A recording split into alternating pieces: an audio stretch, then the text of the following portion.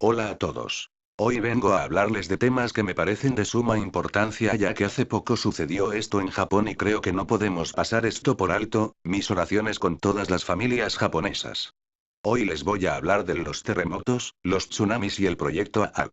Un terremoto, también llamado sismo o temblor de tierra, es una sacudida del terreno que se produce debido al choque de las placas tectónicas y a la liberación de energía en el curso de una reorganización brusca de materiales de la corteza terrestre al superar el estado de equilibrio mecánico. El origen de los terremotos se encuentra en la acumulación de energía que se produce cuando los materiales del interior de la Tierra se desplazan, buscando el equilibrio, desde situaciones inestables que son consecuencia de las actividades volcánicas y tectónicas, que se producen principalmente en los bordes de la placa. Los terremotos tectónicos se suelen producir en zonas donde la concentración de fuerzas generadas por los límites de las placas tectónicas dan lugar a movimientos de reajuste en el interior y en la superficie de la Tierra. En un terremoto se distinguen: hipocentro, zona interior profunda, donde se produce el terremoto. Epicentro, área de la superficie perpendicular al hipocentro, donde repercuten con mayor intensidad las ondas sísmicas. Propagación. Los daños producidos por el terremoto del año 1960 en Valdivia, Chile. Es el sismo más fuerte registrado en la historia de la humanidad, con 9,5 grados en la escala de Richter. El movimiento sísmico se propaga mediante ondas elásticas similares al sonido, a partir del hipocentro. Las ondas sísmicas se presentan en tres tipos principales. Hoy en día se tiene la certeza de que si se inyectan en el subsuelo, ya sea como consecuencia de la eliminación de desechos en solución o en suspensión, o por la extracción de hidrocarburos, se provoca, con un brusco aumento de la presión intersticial, una intensificación de la actividad sísmica en las regiones ya sometidas a fuertes tensiones. Se produjeron 358.214 terremotos de mayor o menor intensidad entre 1963 y 1998. Bien, ahora pasemos a los tsunamis. Tsunami es una palabra japonesa que proviene de dos términos. Tsu, puerto. Y nami, ola. Literalmente significa ola de puerto, que se refiere a maremoto. Maremoto es un evento complejo que involucra un grupo de olas de gran energía y de tamaño variable que se producen cuando algún fenómeno extraordinario desplaza verticalmente una gran masa de agua. Este tipo de olas remueven una cantidad de agua muy superior a las olas superficiales producidas por el viento. Se calcula que el 90% de estos fenómenos son provocados por terremotos, en cuyo caso reciben el nombre más correcto y preciso de maremotos tectónicos. La energía de un maremoto depende de su altura y de su velocidad. La energía total descargada sobre una zona costera también dependerá de la cantidad de picos que lleve el tren de ondas. Es frecuente que un tsunami que viaja a grandes distancias, disminuya la altura de sus olas, pero mantenga su velocidad, siendo una masa de agua de poca altura que arrasa con todo a su paso hacia el interior. Antes, el término tsunami también sirvió para referirse a las olas producidas por huracanes y temporales que, como los maremotos, podían entrar tierra adentro, pero estas no dejaban de ser olas superficiales producidas por el viento, aunque se trata aquí de un viento excepcionalmente potente. La mayoría de los maremotos son originados por terremotos de gran magnitud bajo la superficie acuática. Para que se origine un maremoto, el fondo marino debe ser movido abruptamente en sentido vertical, de modo que una gran masa de agua del océano es impulsada fuera de su equilibrio normal. Cuando esta masa de agua trata de recuperar su equilibrio, genera olas.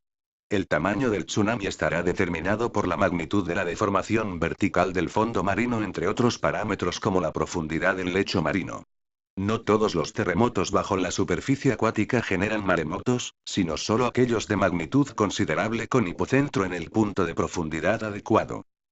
Aquí les comento sobre algunos tsunamis que suscitaron en el pasado.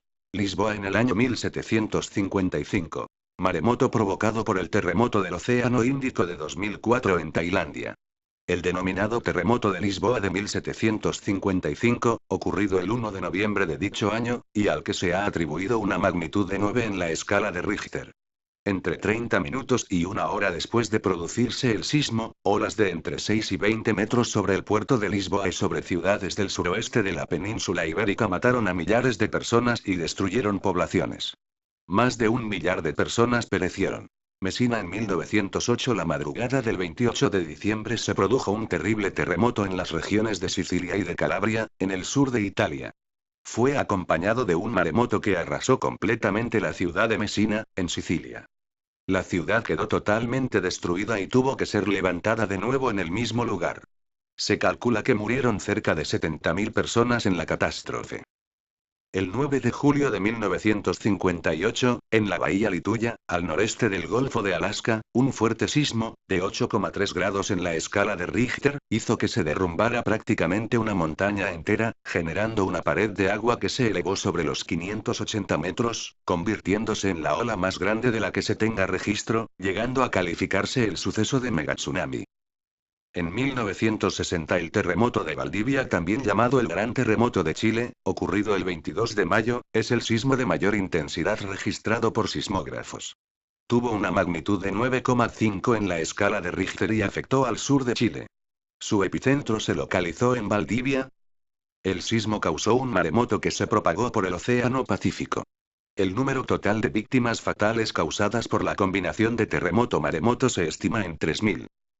Océano Índico. El 2004 es hasta la fecha, el maremoto más devastador ocurrió el 26 de diciembre de 2004 en el Océano Índico, con un número de víctimas directamente atribuidas al maremoto o tsunami de aproximadamente 230.000 personas. El terremoto de Chile de 2010 fue un fuerte sismo ocurrido el 27 de febrero, que alcanzó una magnitud de 8,8 grados en la escala de Richter. El epicentro se ubicó en la costa frente a la localidad de Copquecura, aproximadamente 150 kilómetros al noroeste de Concepción y a 63 kilómetros al suroeste de Cauquenes, y a 47,4 kilómetros de profundidad bajo la corteza terrestre. Un fuerte tsunami impactó las costas chilenas como producto del terremoto, destruyendo varias localidades ya devastadas por el impacto telúrico.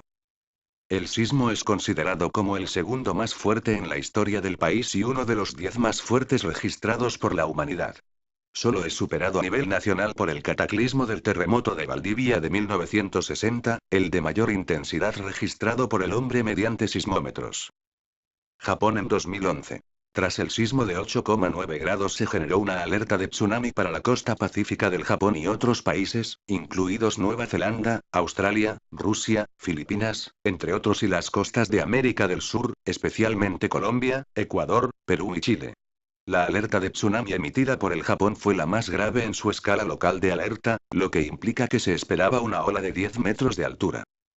Se habrían detectado, horas más tarde, alrededor de 105 réplicas del terremoto, una alerta máxima nuclear y 1000 veces más radiación de lo que producía el Japón mismo debido a los incendios ocasionados en una planta atómica.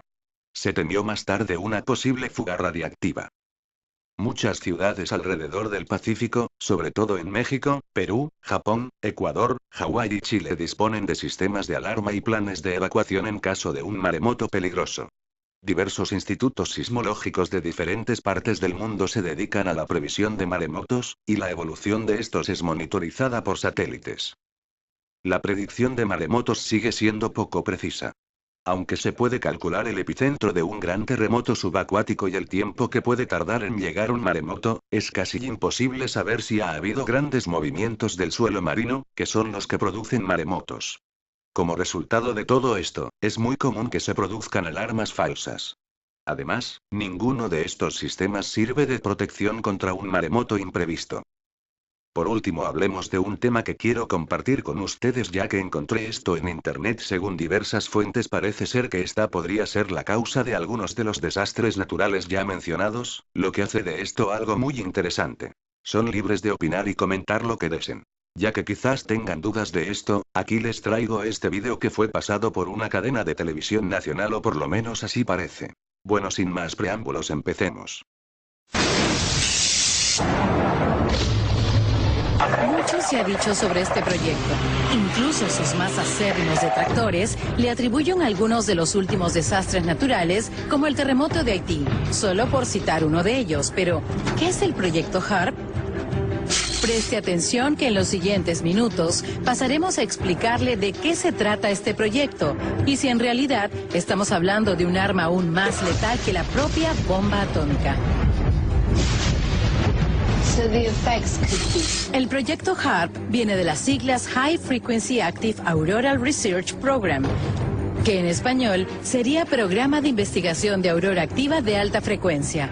que no es más que una red de 180 antenas ubicadas en 15 columnas de 12 unidades cada una, capaces de emitir ondas de radio que pasan por encima de la superficie terrestre hacia la ionosfera. Al ser parte de la atmósfera, en la ionosfera se pueden encontrar partículas cargadas eléctricamente que actúan como espejo.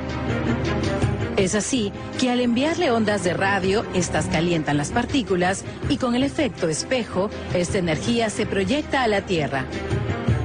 Con la señal que genera el HAARP se pueden captar misiles, interceptar comunicaciones o detectar aviones hostiles para luego ser destruidos. Este proyecto nació como escudo de protección ante la amenaza de un ataque de misiles durante la Guerra Fría. La estación empezó a funcionar en 1993 y está ubicada en Garona, Alaska. En 1999, el Parlamento Europeo envió una nota de prensa al gobierno norteamericano acusando al HAARP de manipular el medio ambiente con fines militares. Y es desde esa época que mucho se ha hablado de esta poderosa estación. El poder destructivo del HAARP radica en que al manejar altas frecuencias de radio emitidas a través de ondas, se puede incluso manipular la mente de las personas. Aunque su poder más desolador radica en que al dirigir sus radiofrecuencias hacia las partículas eléctricas de la ionosfera, estas se pueden alterar tanto que son capaces de modificar el clima y si son dirigidas a un punto específico, pueden provocar catastróficos resultados.